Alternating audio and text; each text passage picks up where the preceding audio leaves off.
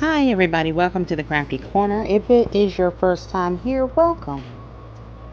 I hope by the end of this video you consider hitting that subscribe button and become a member of the Crafty Corner. Those returning, I'm just bringing you another concept. This is a gift box concept using one of the decorative boxes from Dollar General.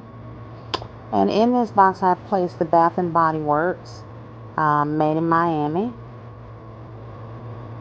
as well as the loofah, a wax warmer, and the wax melts. I think this basket turned out lovely. I also included some florals in this basket.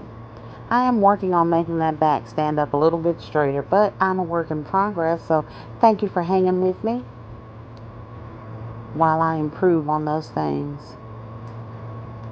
Please tell me what you think in the comments. Please like, share, comment, and subscribe. Thank you for your support, and don't forget about our 1K giveaway. When we hit 1K, we're almost there. Be blessed, but most importantly, be a blessing.